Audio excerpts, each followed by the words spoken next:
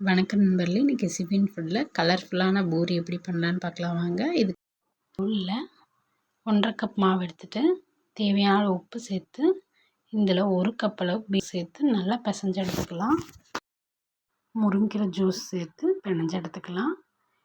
இன்னொரு இதில் carrot juice சேர்த்து நல்லா பிணைஞ்சு எடுத்துக்கலாம்.